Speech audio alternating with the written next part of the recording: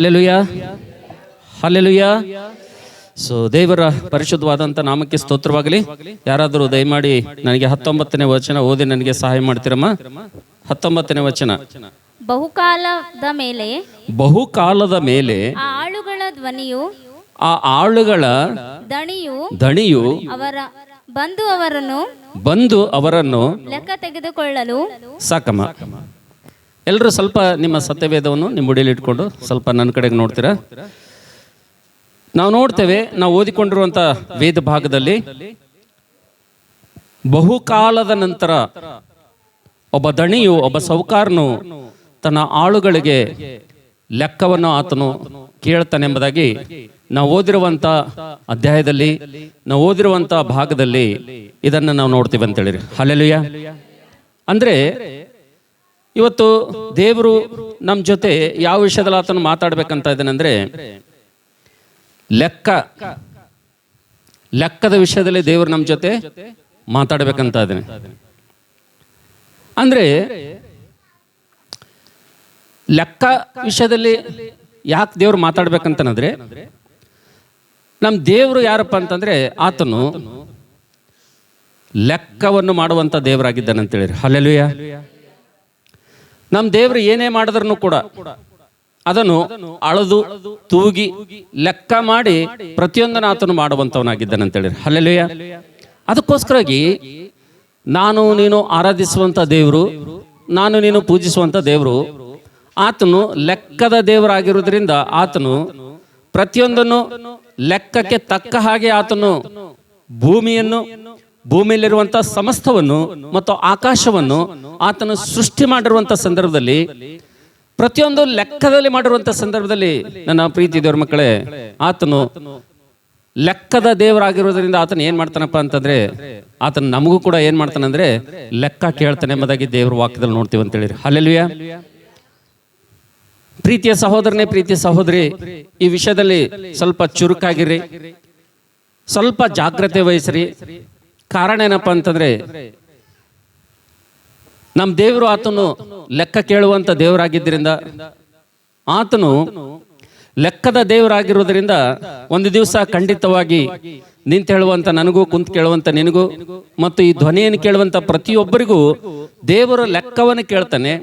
ಮತ್ತು ದೇವರು ಕೇಳುವಂತ ಲೆಕ್ಕದ ಸಂದರ್ಭದಲ್ಲಿ ನಾವು ಆತನಿಗೆ ಒಪ್ಪಿಸಲೇಬೇಕಾದಂತ ಕೆಲವೊಂದು ಲೆಕ್ಕ ಪತ್ರಗಳಿವೆ ಅಂತ ಹೇಳಿರಿ. ಹಲ್ಲೆಲೂಯಾ. ದೇವರಿಗೆ ನಾವು ಒಪ್ಪಿಸಲೇಬೇಕಾದಂತ ಲೆಕ್ಕಗಳು ಕೆಲವೊಂದು ನಿಮ್ಮ ಎದುರುಗಡೆ ತರಲಿಕ್ಕೆ ನಾನು ಇಷ್ಟಪಡ್ತೀನಿ. ಕಾರಣ ಏನಪ್ಪಾ ಅಂತಂದ್ರೆ, ಖಚಿತವಾಗಿ ಖಂಡಿತವಾಗಿ ಆ ವಿಷಯದಲ್ಲಿ ದೇವರ ಲೆಕ್ಕ ಕೇಳ್ತಾನೆ ಅಂತೇಳಿ. ಹಲ್ಲೆಲೂಯಾ. ಅದಕ್ಕೋಸ್ಕರಾಗಿ ಪ್ರೀತಿಯ ದೇವರ ಮಕ್ಕಳೇ, ಈ ಮಾತುಗಳನ್ನು ಸ್ವಲ್ಪ ನೀವು ಹಗುರವಾಗಿ ತೆಗೆದುಕೊಳ್ಳದೆ, ಒಂದು ನಿರ್ಲಕ್ಷ್ಯದಲ್ಲಿ ತೆಗೆದುಕೊಳ್ಳದೆ, ಸ್ವಲ್ಪ ಜಾಗ್ರತೆಯಿಂದ ಈ ಮಾತುಗಳನ್ನು ಕೇಳಿದ್ರಪ್ಪ ಅಂದ್ರೆ ಇದೇ ಮಾತುಗಳು ನಿಮ್ಮ ಜೀವಿತದಲ್ಲಿ ಪ್ರಯೋಜನವನ್ನು ತರ್ತಾವ. ಇದೇ ಮಾತುಗಳು ದುರಾವಸ್ಥೆಯಲ್ಲಿರುವಂತ ಬದುಕನ್ನು ದೇವರು ಸುಸ್ಥಿತಿಯಲ್ಲಿ ತರುವಂತೆ ಆತನ ಮಾಡ್ತಾನಂತೇಳಿ. ಸೊ ಈ ಮಾತಿನಲ್ಲಿ ಅಷ್ಟೊಂದು ಶಕ್ತಿ, ಆಶೀರ್ವಾದ, ಪ್ರಭಾವ ಅಡಗಿರುವಂತ ಸಂದರ್ಭದಲ್ಲಿ, ಮತ್ತು ದೇವರು ಆತನು ಲೆಕ್ಕವುಳ್ಳಂತ ದೇವರಾಗಿದ್ದರಿಂದ, ಆತನು ಲೆಕ್ಕ ಕೇಳುವಂತ ದೇವರಾಗಿದ್ದರಿಂದ ನಾವೆಲ್ಲರೂ ಕೂಡ ಆತನಿಗೆ ಲೆಕ್ಕ ಒಪ್ಪಿಸಬೇಕಾಗಿರುವಂತ ವರಾಗಿರೋದ್ರಿಂದ ಈ ವಿಷಯದಲ್ಲಿ ನಾವು ಸ್ವಲ್ಪ ಜಾಗ್ರತೆ ವಹಿಸ್ಬೇಕಂತೇಳಿ.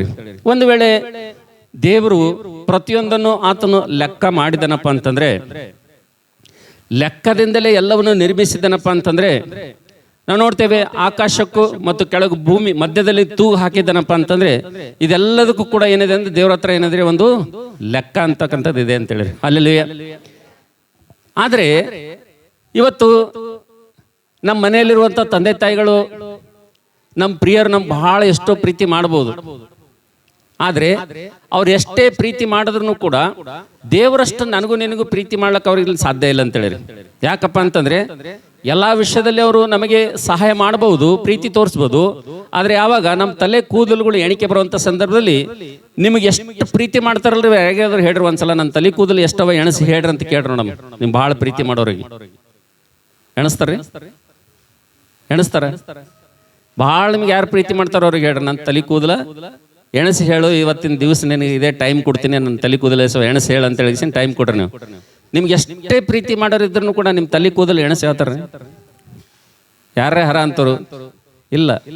ಆದರೆ ನಾನು ನೀನು ಆರಾಧಿಸುವಂತ ದೇವರ ಆತನ ಎಂತವನಂತಂದ್ರೆ ನಮ್ಮ ತಲೆ ಒಂದೊಂದು ಕೂದಲುಗಳು ಕೂಡ ಏನ್ ಮಾಡ್ದಾನ ಆತನನ್ನು ಎಣಿಕೆಯಲ್ಲಿವೆ ಅಂತ. ಅಲ್ಲೆಲ್ಲೂಯ. ನಮ್ಮ ತಲೆಯಲ್ಲಿರುವಂತ ಕೂದಲುಗಳೇ ಆತನ ಎಣಿಸಿ ನಮಗೆ ಕೊಟ್ಟಿದ್ದಾನಪ್ಪ ಅಂದ್ರೆ ಈ ಲೋಕದಲ್ಲಿ ನಮಗೆ ಲೆಕ್ಕ ಕೇಳಲ್ಲ ಅಂತೀರಿ. ಲೆಕ್ಕ ಕೇಳಲ್ಲ ಅಂತೀರಿ ದೇವ್ರ? ಖಂಡಿತವಾಗಿ ಲೆಕ್ಕ ಕೇಳ್ತಾನೆ. ನೋಡ್ರಿ, ಭೂಮಿ ಮಾಡ್ಬೇಕಪ್ಪ ಅಂತಂದ್ರೆ, ಆಕಾಶ ಮಾಡ್ಬೇಕಪ್ಪ ಅಂತಂದ್ರೆ, ಸೂರ್ಯ ಚಂದ್ರ ಮಾಡ್ಬೇಕಂದ್ರೆ, ನಕ್ಷತ್ರಗಳು ಮಾಡ್ಬೇಕಂದ್ರೆ ಎಲ್ಲವೂ ಆತನು ಲೆಕ್ಕ ಮೀರಿ ಮಾಡಿದಾನೆ ಅಂತ ಹೇಳಿರಿ. ಆತ ನಾವು ನೋಡ್ತೇವೆ ಈ ಲೋಕದಲ್ಲಿ ಲೆಕ್ಕ ಇರಲಾರದೆ ಒಂದನ್ನು ಆತನು ಮಾಡಿಲ್ಲ ಎಂಬುದಾಗಿ ಯೆಶಾಯನ ಪ್ರವಾದನೆ ಪುಸ್ತಕದಲ್ಲಿ ನಾವು ನೋಡ್ತೀವಿ. ದೇವರು ಸಮುದ್ರವನ್ನು ಬೆಟ್ಟವನ್ನು ಆತನು ತೂಗಿ ಅಳತೆ ಮಾಡಿದ್ದಾನೆ ಎಂಬುದಾಗಿ ದೇವರು ವಾಕ್ಯದಲ್ಲಿ ನೋಡ್ತೀವಿ ಅಂತ ಹೇಳಿರಿ. ಹಲ್ಲೆಲೂಯ. ಆದರೆ ದೇವರು ಕೊಟ್ಟಂತ ಮನುಷ್ಯನಿಂದ ಈ ಲೋಕದಲ್ಲಿ ಮನುಷ್ಯ ಡ್ಯಾಮ್ನಲ್ಲಿರುವಂತ ನೀರಿಗೆ ಇಷ್ಟು ಕ್ಯೂಸೆಕ್ ಇದೆ ಅಂತೇಳಿ ಅಳತೆ ಮಾಡಿ ಲೆಕ್ಕ ಮಾಡಿ ಹೇಳ್ಬೋದು. ಆದ್ರೆ ಸಮುದ್ರದಲ್ಲಿರುವಂತ ನೀರು ಇಷ್ಟೇ ಆದಂತ ಲೆಕ್ಕ ಮಾಡಿ ಹೇಳಲಿಕ್ಕೆ ಯಾರಿಗಾದ್ರೂ ಸಾಧ್ಯ ಅದ್ರಿ? ಸಾಧ್ಯ ಇಲ್ಲ. ಮನುಷ್ಯನ್ ಕಟ್ಟಿರುವಂತ ಡ್ಯಾಮ್ನಲ್ಲಿರುವಂತ ನೀರನ್ನು ಕ್ಯೂಸೆಕ್ ರೂಪದಲ್ಲಿ ಅಳೆದು ಲೆಕ್ಕ ಮಾಡಿ ಹೇಳ್ಬೋದು. ಆದ್ರೆ ಸಮುದ್ರದಲ್ಲಿರುವಂತ ನೀರನ್ನು ಲೆಕ್ಕ ಮಾಡಿ ಹೇಳಲಿಕ್ಕೆ ಯಾವ ವಿಜ್ಞಾನಿ ಕೂಡ, ಯಾವ ಸಂಶೋಧನೆಗೂ ಕೂಡ, ಯಾರಿಗೂ ಕೂಡ ಸಾಧ್ಯ ಇಲ್ಲ ಅಂತ ಹೇಳಿರಿ. ಆದ್ರೆ ಯಾವಾಗ ನಾವು ನೋಡ್ತೀವಿ ದೇವರ ವಿಷಯಕ್ಕೆ ನಾವು ಬರ್ತೀವೋ, ಆತನು ಪ್ರತಿಯೊಂದನ್ನು ಆತನು ಏನ್ ಮಾಡಿದನಂದ್ರೆ ಲೆಕ್ಕಕ್ಕೆ ತಕ್ಕ ಹಾಗೆ ಆತನು ಮಾಡಿದನ ಅಂತ ಹೇಳಿರಿ. ಹಲ್ಲೆಲೂಯ. ಅಷ್ಟಾಕ ದೂರ ಹೋಗ್ತೀರಿ. ಒಂದು ಸಣ್ಣ ಲಾಜಿಕ್ ನೋಡ್ರಿ ಹೇಗಿದೆಪ್ಪ ಅಂತಂದ್ರೆ, ಈ ಭೂಮಿ ಒಂದು ಪಟ್ಟಿದೆ, ನೀರು 3 ಪಟ್ಟಿದೆ. ಹೌದಲ್ರಿ? ಭೂಮಿ ಎಷ್ಟದ ರೀ? 1 ಪಟ್ಟದ. ನೀರು ಎಷ್ಟದ? 3 ಪಟ್ಟದ. ಹಾಗಾದ್ರೆ ಭೂಮಿ 1 ಪಟ್ಟು, ನೀರು 3 ಪಟ್ಟದಂದ್ರೆ ಮನುಷ್ಯನ ಬುದ್ಧಿಗೆ ಏನ್ ಅನಿಸ್ತದ? ನಮ್ಮ ಬುದ್ಧಿಗೆ ದೇವ್ರು ಹೆಂಗ್ ಮಾಡ್ಯಾನಲ್ಲ 50-50 ಮಾಡಿದ್ರೆ ಚೆನ್ನಾಗಿತ್ತು ಅನಿಸ್ತದ ನಮಗೆ. ಅರ್ಧ ನೀರು ಅರ್ಧ ಭೂಮಿ ಮಾಡಿದ್ರೆ ಚೆನ್ನಾಗಿತ್ತು ಅನಿಸ್ತದ.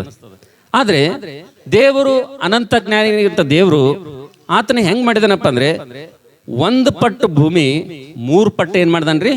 ನೀರು ಮಾಡಿದನ್. ಯಾಕೆ 3 ಪಟ್ಟು ನೀರು ಮಾಡಿದನ್ರಿ? ಇವತ್ತು ನಮ್ಮ ದೇಹ ಅಂತಕ್ಕಂಥದ್ದನ್ನು ದೇವ್ರು ಸೃಷ್ಟಿ ಮಾಡಿದಾನ. ಇಡೀ ನಮ್ಮ ದೇಹದಾಗ 70% ನೀರು ಅದ ರೀ. ಎಷ್ಟದ ರೀ?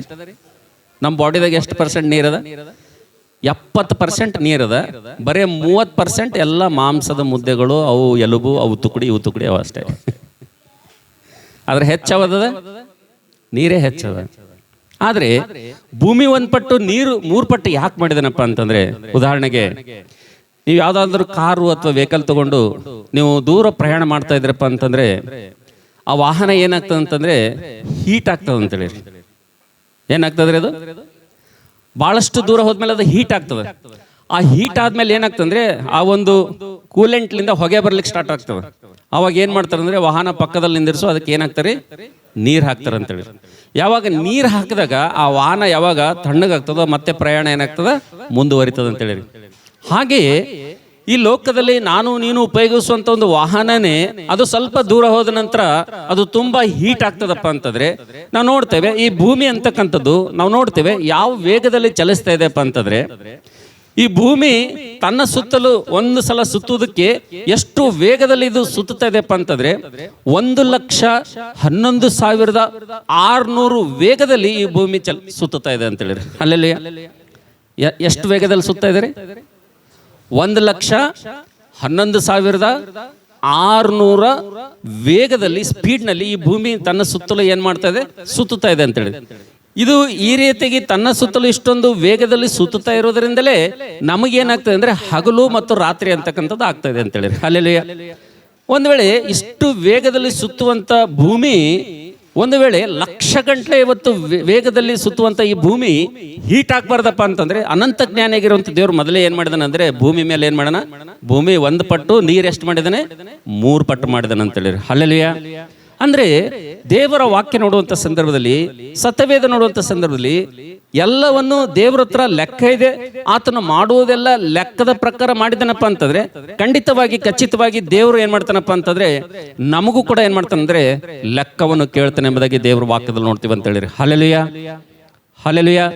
ಹಾಗಾದ್ರೆ ನನ್ನ ಪ್ರೀತಿ ದೇವರ ಮಕ್ಕಳೇ, ಬನ್ನಿ ನಾವೆಲ್ಲರೂ ಕೂಡ ದೇವರು ಪ್ರತಿಯೊಬ್ಬನಿಗೂ ಆತನ ಲೆಕ್ಕವನ್ನು ಕೇಳ್ತಾನಪ್ಪ ಅಂತಂದ್ರೆ ದೇವರು ಪ್ರತಿಯೊಬ್ಬರಿಗೆ ಲೆಕ್ಕ ತೆಗೆದುಕೊಳ್ತಾನಪ್ಪ ಅಂತಂದ್ರೆ ಮತ್ತೆ ಇವತ್ತು ಸಭೆಯಾಗಿ ಕೂಡಿ ಬಂದಿರುವಂತ ನಾವೆಲ್ಲರೂ ಕೂಡ ನಿಂತು ಹೇಳುವಂತ ನಾನು ಕುಂತು ಕೇಳುವಂತ ನಾವೆಲ್ಲರೂ ಕೂಡ ಖಚಿತವಾಗಿ ಖಂಡಿತವಾಗಿ ದೇವರಿಗೆ ಒಪ್ಪಿಸಲೇಬೇಕಾದಂತ ಒಂದು 3 ಲೆಕ್ಕಗಳ ನಿಮ್ಮ ಎದುರುಗಡೆ ನಾನು ತರ್ತೀನಿ ಅಂತ ಹೇಳಿರಿ. ಹಲ್ಲೆಲೂಯಾ. ನಾನು ನೀನು ಎಲ್ಲರೂ ಸೇರಿ ದೇವರಿಗೆ ಒಪ್ಪಿಸಲೇಬೇಕಾದಂತ 3 ಲೆಕ್ಕಗಳು. ಖಚಿತವಾಗಿ ಎಲ್ಲರೂ ಕೂಡ ಈ 3 ಲೆಕ್ಕಗಳನ್ನು ಒಪ್ಪಿಸಲೇಬೇಕು ದೇವರಿಗೆ. ಸೊ ಅದಕ್ಕೋಸ್ಕರವಾಗಿ ದೇವರಿಗೆ ನಾನು ನೀನು ಒಪ್ಪಿಸಬೇಕಾದಂತ 3 ಲೆಕ್ಕಗಳಲ್ಲಿ ಬಹಳ ಜಾಗ್ರತೆಯಿಂದ ಕೇಳ್ರಿ. ದೇವರು ಯಾವ ವಿಷಯದಲ್ಲಿ ನಮಗೆ ಲೆಕ್ಕ ಕೇಳ್ತಾನಪ್ಪ ಅಂದ್ರೆ 3 ಬಹಳ ಪ್ರಾಮುಖ್ಯ ವಿಷಯದಲ್ಲಿ ನಾನು ನಿನ್ನ ಲೆಕ್ಕ ಒಪ್ಪಿಸಬೇಕು.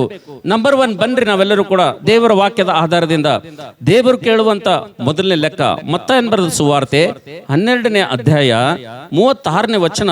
ಯಾರಾದರೂ ಸ್ವಲ್ಪ ಗಟ್ಟಿಯಾಗಿ ಓದಿ ನನಗೆ ಸಹಾಯ ಮಾಡ್ತೀರಾ? ಮತ್ತಾಯನು ಬರೆದ ಸುವಾರ್ತೆ 12ನೇ ಅಧ್ಯಾಯ 36ನೇ ವಚನ.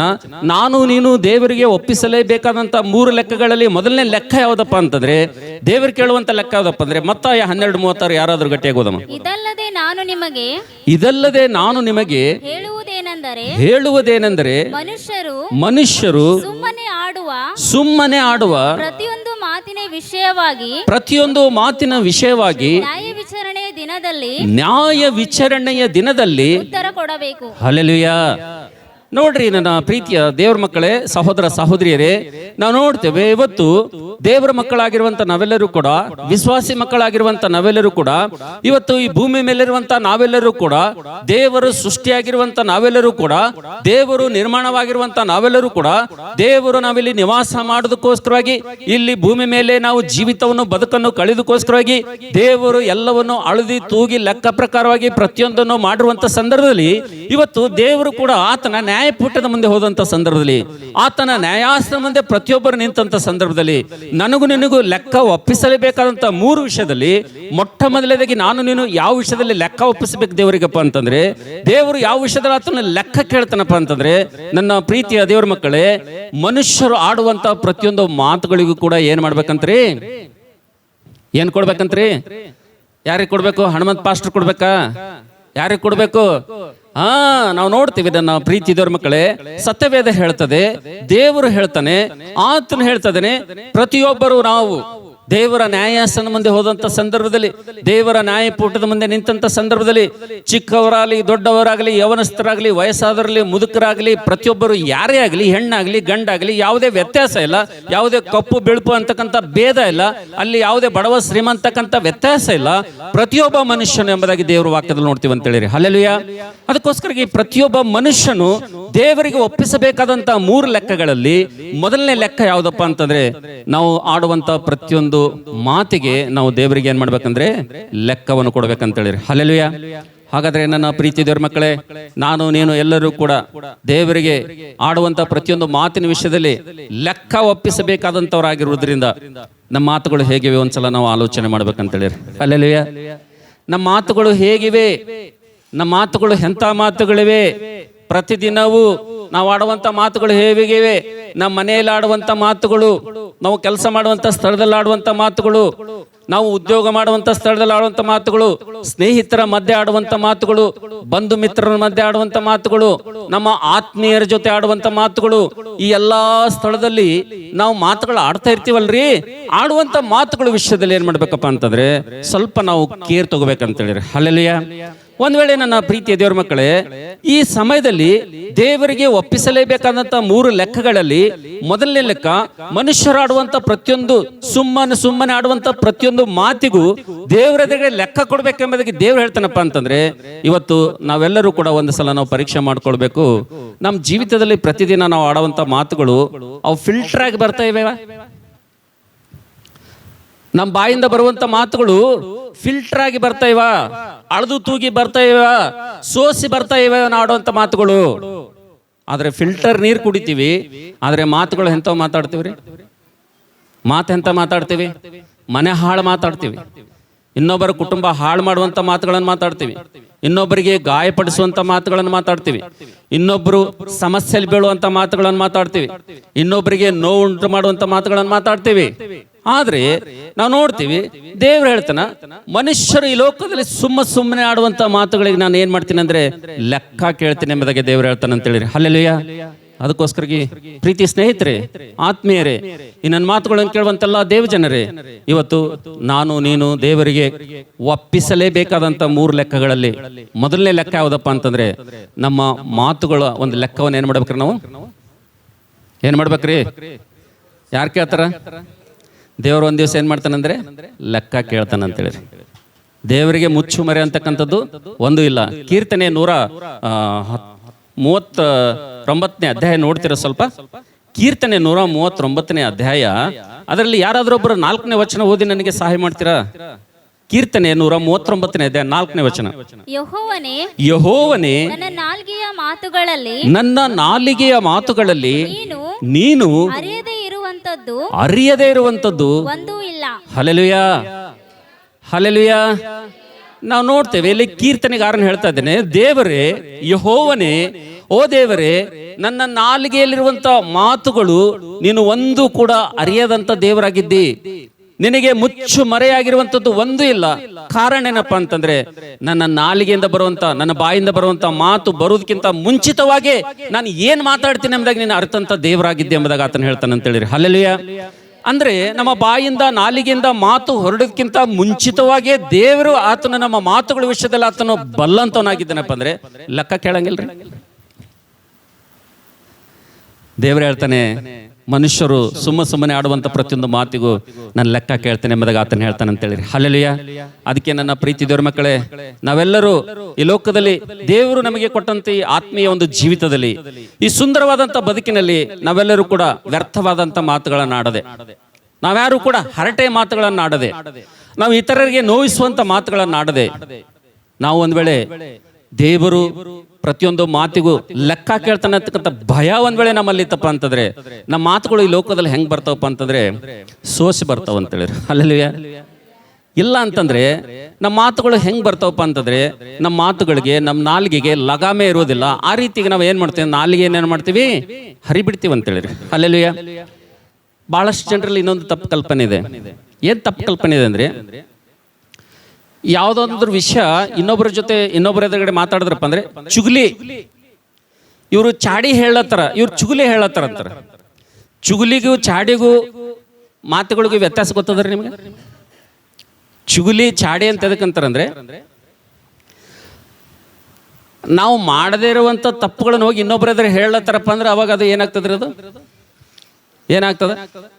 ನಾವು ಯಾವುದೇ ತಪ್ಪು ಮಾಡಿಲ್ಲ, ನಾವು ನಿರ್ದೋಷಿಗಳಿದ್ದೀವಿ, ಆದ್ರೂ ಕೂಡ ಉದ್ದೇಶಪೂರ್ವಕವಾಗಿ ಇಲ್ಲ ಸಲ್ಲದ ಮಾತುಗಳನ್ನು ಹೋಗಿ ಇನ್ನೊಬ್ಬರ ಎದುರು ಹೇಳತ್ತಾರಪ್ಪ ಅಂದ್ರೆ ಅದು ಯಾವ ಮಾತಾಗಿ ಮಾರ್ಪಡ್ತದ್ರಿ? ಅದು ಚಾಡಿ ಮಾತಾಗಿ ಮಾರ್ಪಡ್ತದ ಅಂತೇಳಿ.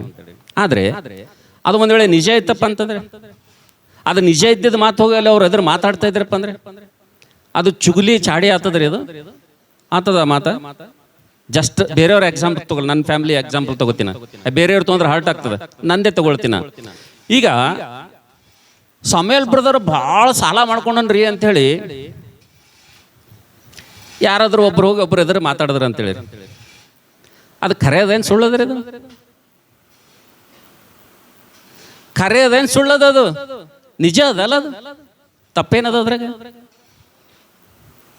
ತಪ್ಪು ಏನದ ಅದ್ರಾಗ? ಏನಾರ ತಪ್ಪದ ಅದ್ರಾಗ? ಅವ ಮಾಡಿದ್ದಿಲ್ಲ, ಸುಮ್ಮನೆ ಮನೆಗೆ ಹೇಳತ್ತಿದ್ರಪ್ಪ ಅಂತಂದ್ರೆ ಅದು ಏನಾಗ್ತದ್ರಿ? ಅದು ಏನಾಗ್ತದ? ಚಾಡಿ ಮಾತಾಗ್ತದ. ಆದ್ರೆ ನಿಜವಾಗಿ ಆತನ ಸಾಲ ಮಾಡ್ಕೊಂಡಿದ್ದಾನ. ಆತನು ಆ ಸಾಲದ ವಿಷಯದಲ್ಲಿ ಹೋಗಿ ವಿಶ್ವಾಸಿಗಳು ಒಬ್ರಿಗೊಬ್ರು ಬ್ರದರ್ ಹಿಂಗ್ ಸಾಲ ಮಾಡ್ಕೊಂಡ್ರಂತ, ಬ್ರದರ್ ಹಿಂಗ್ ಸಾಲದಾಗ ಬಿದ್ರಂತೇಳಿ ಒಬ್ರಿಗೊಬ್ರು ಮಾತಾಡ್ಕೊಂಡು ಒಬ್ರಿಗೊಬ್ಬರು ಪ್ರಾರ್ಥನೆ ಮಾಡಿದ್ರಂದ್ರೆ, ಹೊರಗೆ ಬರ್ಲಿಕ್ಕೆ ಪ್ರಾರ್ಥನೆ ಮಾಡಿದ್ರಂದ್ರೆ ಅದು ಏನಾಗ್ತದ್ರಿ? ಅದು ಏನಾಗ್ತದ? ಅದಕ್ಕೆ ಚಾಡಿ ಮಾತಂತಾರೇನು? ಅದಕ್ಕೆ ಅಂತಾರ ಅನ್ನಲ್ಲ. ಆ ರೀತಿಗೆ ಮಾತ್ಕೊಂಡ್ರೆ ಏನು, ಆ ರೀತಿಗೆ ಮಾತಾಡ್ಕೊಂಡ್ರೆ ಏನು ದೊಡ್ಡ ನಷ್ಟ ಏನಿಲ್ಲ. ಮಾತಾಡೋದು ಅದಕ್ಕೆ ಆತ್ಮೀಯಗಾಗಿ, ಮಾತಾಡೋದಕ್ಕೆ ಶ್ರೇಯಸ್ಸಿಗಾಗಿ, ಮಾತಾಡೋದಕ್ಕೆ ಪ್ರಾರ್ಥನೆ ಮಾಡೋದಕ್ಕಾಗಿ, ಇನ್ನೊಬ್ಬರು ಕಷ್ಟದಲ್ಲಿ ದುಃಖದಲ್ಲಿ ಬಿದ್ದಾಗ ನಾವು ಅವರನ್ನು ಅದರಿಂದ ಬಿಡುಗಡೆ ಸಿಗ್ಲಪ್ಪ ಅಂತೇಳಿ ಪ್ರಾರ್ಥನೆ ಮಾಡೋದಕ್ಕಾಗಿ ಮಾತಾಡಿದ್ರೆ ಏನು ತಪ್ಪಿಲ್ಲ.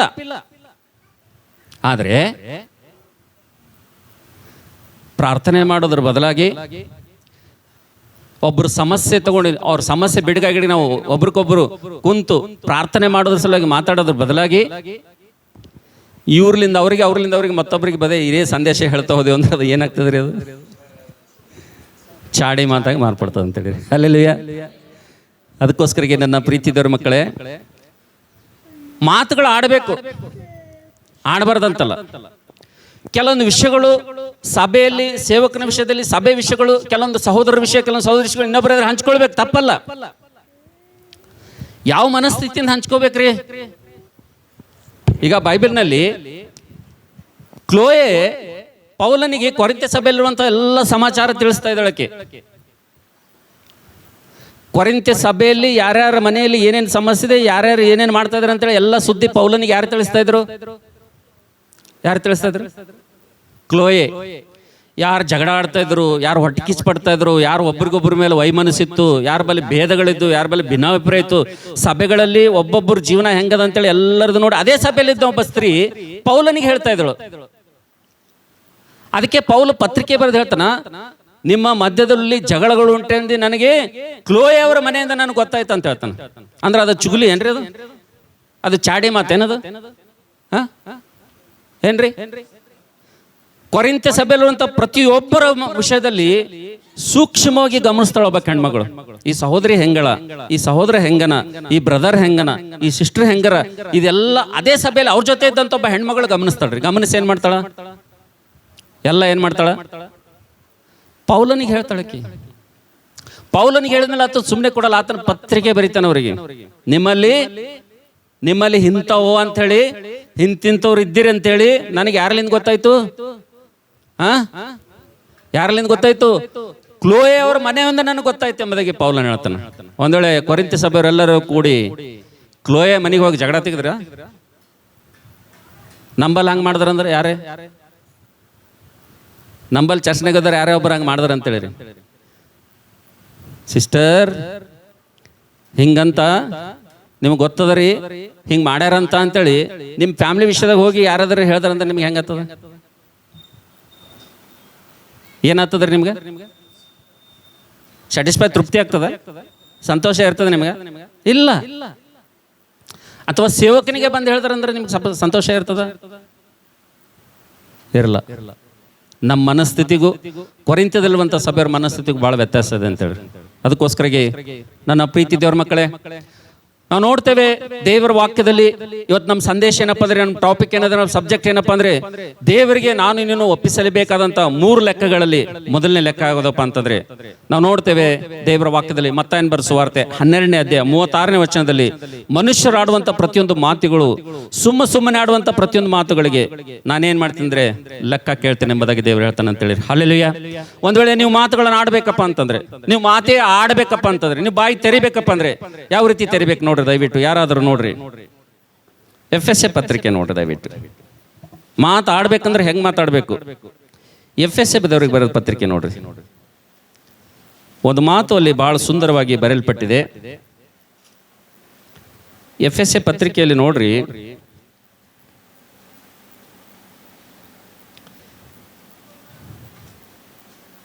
ಓದ್ರಿ ದಯಮಾಡಿ ಯಾರಾದ್ರೂ ಒಬ್ರು 15ನೇ ವಚನ ಓದಿದ್ರೆ ನೀವು. ಎಫೆಸ 5:15 ಓದ್ರಿ.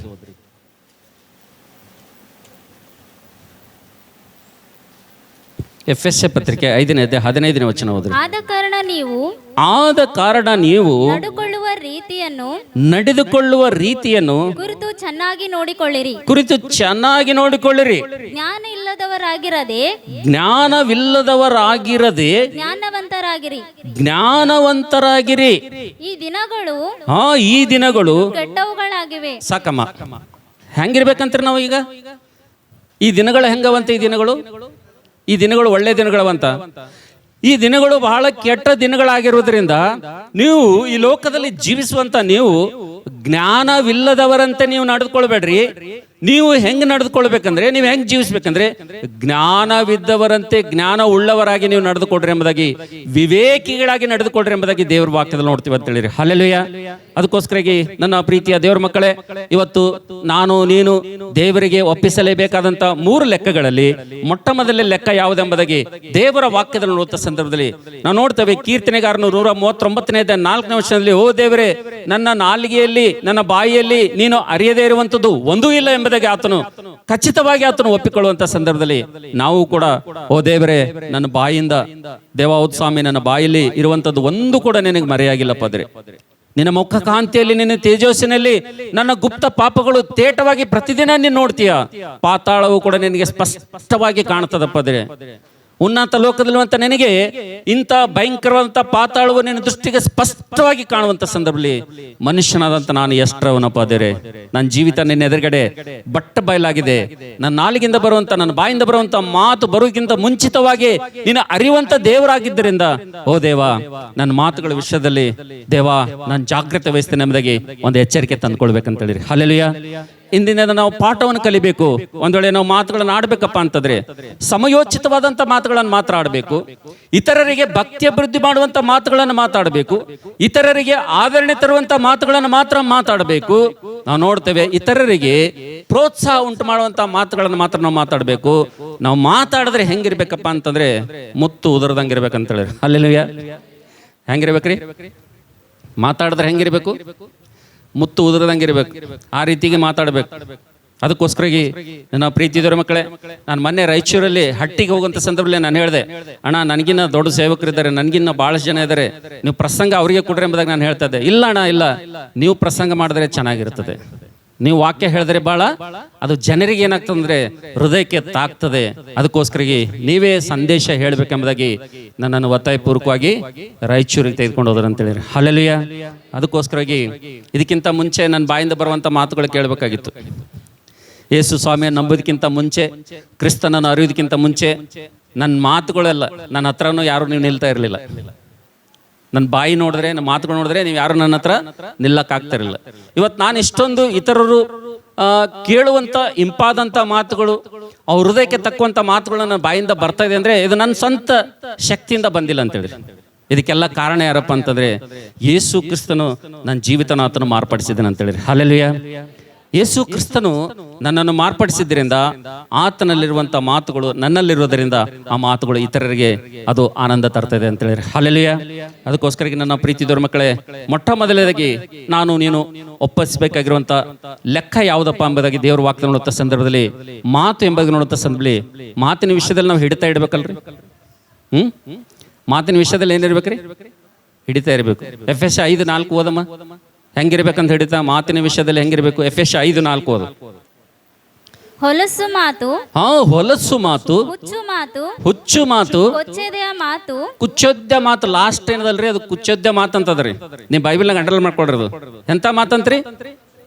ಕೆಲವರು ಬಾಯಿಂದ ಹೊಲಸು ಮಾತಾಡ್ತಾರಂತ, ಕೆಲವೊಬ್ರು ಹೊಲಸು ಮಾತಾಡಲ್ಲಂತ. ಕುಚ್ಚೋದ್ಯ ಮಾತಂದ್ರ ಹೆಂಗಿರ್ತಂದ್ರೆ ಅವ್ರು ಮಾತಾಡಲ್ಲ ಅಂತ ಬಾಯಿಲಿಂದ ಇಶಾರ ಮೇಲೆ ಏನ್ ಮಾಡ್ತಾರೆ, ಇನ್ನೊಬ್ರಿಗೆ ಏನ್ ಮಾಡ್ತಾರಂತ, ಏನ್ ಮಾಡ್ತಾರಂತ್ರಿ? ಅವ್ರು ಮಾತಾಡಲ್ಲಂತ, ಅವ್ರು ಬಾಯ್ಲಿಂದ ಮಾತಾಡಲ್ಲಂತ. ಆದ್ರೆ ಅವ್ರ ಕಣ್ಣು ಏನ್ ಮಾಡ್ತಂತ್ರಿ, ಇಶಾರನಾಗ ಏನ್ ಮಾಡ್ತಾವ, ಅವ್ರಿಗೆ ಗೇಲಿ ಮಾಡ್ತಾರಂತ. ಏನ್ ಮಾಡ್ತಾರಂತ? ಕುಚ್ಚೋದ್ಯ ಅಂದ್ರೆ ಏನ್ರಿ? ಅಂದ್ರೆ ಬಾಯಿಂದಲ್ಲ, ಪ್ರವರ್ತನೆ ಲೆಕ್ಕನೂ ಕೂಡ ದೇವ್ರ ಕೇಳ್ತಾನಂತ. ಏನ್ರಿ? ಬರೀ ಬಾಯಿಂದ ಮಾತುಗಳಲ್ಲ, ನಮ್ಮ ಪ್ರವರ್ತನೆ ವಿಷಯದಲ್ಲೂ ಕೂಡ ದೇವ್ರ ಏನ್ ಮಾಡ್ತಾನಂತ, ಲೆಕ್ಕ ಕೇಳ್ತಾನಂತ. ಅದಕ್ಕೋಸ್ಕರವಾಗಿ